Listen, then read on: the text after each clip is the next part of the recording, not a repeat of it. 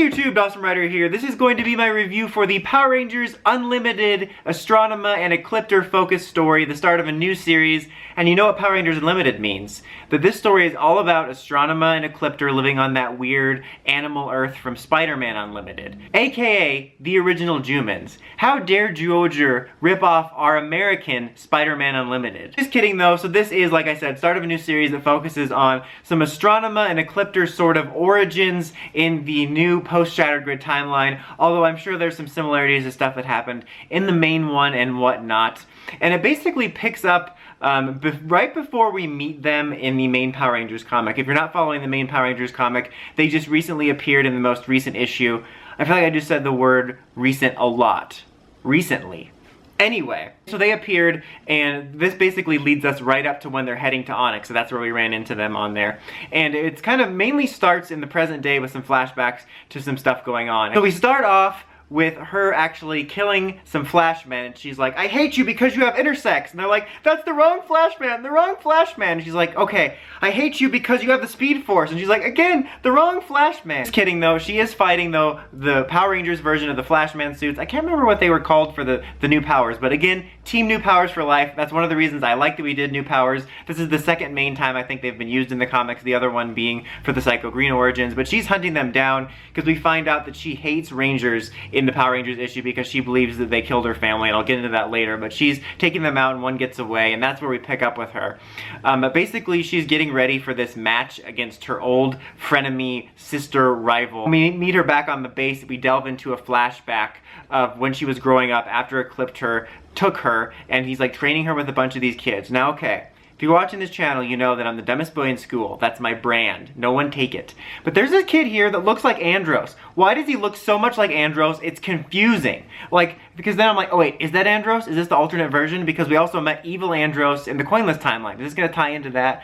Why did they make this kid look so much like him? Is it supposed to be Andros somehow? I don't know. I don't think so. But I just want to cover myself in case it is Andros. So I don't know. I don't know why he just looks so much like him, but she's training with all these kids.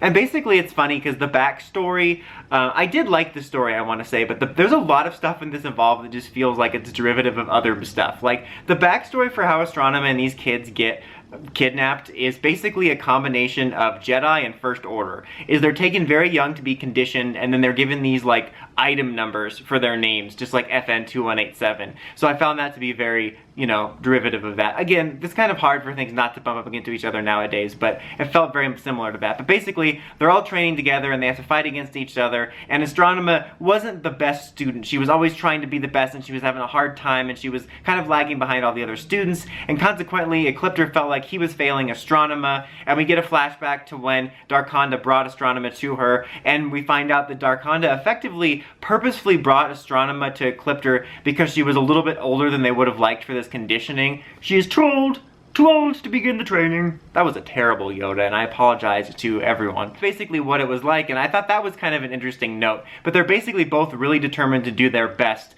And then we see Astronema's bond going on with this one particular member of her little friend group, and they kind of develop this sisterhood throughout working together all these years and all the fights they had to do together and for each other. And it's all leading up to her having to face off against her in this final tournament for Ecliptor to prove who effectively is going to become this main person for, I almost said Ecliptor, but for Dark Spectre. Did I say Ecliptor before? I meant Dark Spectre, aka Malagor. She fights, she wins, she takes her down, and she proves that she's brutal, basically, and she's like, you're my family, and she's like, no, my family's dead. And that's like a big thing about this, is Astronema, when she's training as K or whatever, is like she's feeling that she's not living up to her family because she was told her family served Dark Spectre, and they were great loyal servants of Dark Spectre, and they were killed by Power Rangers. I'm confused a little bit by elements of that, but I'll circle back that to the end. I'll try to actually remember to circle back to that. Oh yeah, speaking of, to circle back to J-Borg and the boss lady from Dino Fury, I forgot to do it in the other video, so let me just do it quick now. I think their comedic antics, she's not doing a good job in general, but also failing her family, who are supposedly these great servants of Dark Spectre. And that's when Ecliptor gives her the locket from the show with her and her brother in it. But so anyway, that's a big element here, is about family and her accepting her place here and fighting for her place here. And she, after she wins, she kind of goes on this little vision, like Force Vision cave thing, another Star Wars comparison, where she faces off against like a non not really Ecliptor vision, and then a vision of her family, and, you know, kind of accepts who she is, and this is her place, and that's when she gets the name Astronema, and that's where we lead to her going off to the mission, which is to find Zordon, because as we know in Power Rangers in Space, the Evil Alliance and Dark Spectre have Zordon, so she's going to find Zordon, and then they say we're heading to Onyx, which is, again, that's presumably right before we meet them in Power Rangers issue 5. So I did think this was pretty solid. I really enjoyed it. I think it was really kind of rich. I'm gonna have to reread it a couple times because there was a lot of good dialogue and stuff, and I think that I liked how meaty it felt in terms of content and character stuff, and I just liked delving into this backstory in general. I really liked details like Darkonda trying to sabotage Ecliptor by giving her an older Astronema, and then that added depth to both of their conflicts when they were kind of growing up. I say growing up like that because of Ecliptor, but you know what I mean, but because both of their journeys were impacted by that. I'm kind of curious about that though, because I know this is a different continuity, but there's different, you know, there's similarities in all these different versions, and if I remember right, there was a line in Space that Corone had wanted to be a ranger when she was little, and I always thought that was kind of a cool detail because, you know, she ended up becoming a ranger, but now it doesn't seem she remembers that, and she was just told about her parents being like Ecliptor servants, so I'm kind of unclear on what she remembers from Corone's life. I know they did mention several times that her being older makes it harder for her to get her past, but I'm just not sure how much she remembers of both, and I feel like that detail about her wanting to be a ranger was missed. It might have been Andros that said it, though. Again, it's been a minute since I've seen it in Space, so I don't remember every line of dialogue said. So if it was Andros that said that he and Corone wanted to be rangers, it's more than possible that's still a thing, and Corone has just forgotten it, since all she knows is this fake backstory. So I'm curious to see if that's ironed out a little bit. That's kind of a more nitpicky thing, and again, I know they're different versions, but we'll have to see. But I overall did like this. I did feel a lot of the things felt very Star Wars-y, which isn't always a bad thing. I make Star Wars references just to force a Star Wars reference into something, because I like to make Star Wars references. But, you know, it felt very much about recruiting the Jedi and the First Order troopers and the Force Vision quest, and in general, the kind of story of, you know, these like cadets that come up together in this evil organization, and one of them has to turn on their best friend to prove they're evil, is a little bit overdone. I think that's maybe the most boring element for me in a way, just because I've seen that done so many times, even more so than the Star Warsy thing. I don't want to make it sound like I'm being negative on it, because I really liked it, but I felt that was a little bit cliche. However, she did survive, and she got, like, wiped, so I'm kind of curious. Not like, you know, after she went to the bathroom, like, mind wiped. That was unnecessary, Dawson.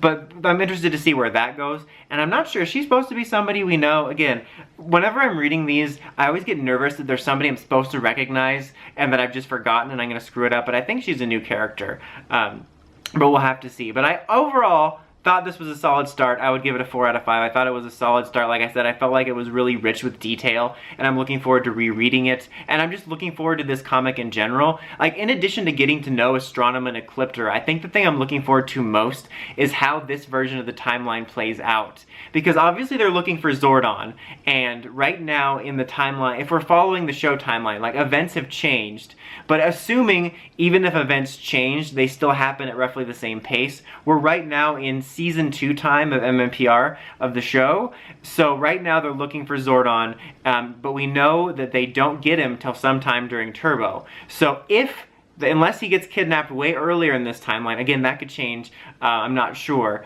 but assuming that even if the timeline's changed, like I said, that it still takes the same amount of time to get Zordon, there's quite a bit of time before they get him, because we have all of the season 3 time to go, all of Zeo, and at least half of Turbo. My first thought was, oh, it's from the beginning of Turbo, but Zordon came back for the power transfer with the TJ team and whatnot. I'm definitely curious how that all comes into play, and like very curious just to see how all those sort of in-space setup events happen. Like, I would actually love to see Zordon making the plans for like the Space Rangers and the contingencies and whatnot. I don't know if it'll be in this series or not, but I think it's really cool to lay the groundwork for that type of stuff and sort of fill in the gaps that could have happened in any continuity. But what do you guys think? What did you think of the first issue? What do you want to see more out of this story and era? Let me know in the comments as always. Until next time, like, comment, subscribe, and climb the steps and ring that bell so you can get notifications for my videos. Dawson Ryder, signing out. And we start off with, I need to look this up and see if they're actually Flashmen. I looked up to make sure Flashman was the right one, and when I googled Flashman, it just took me to something called Hairy Flashman. I just wanted to put that in the bloopers.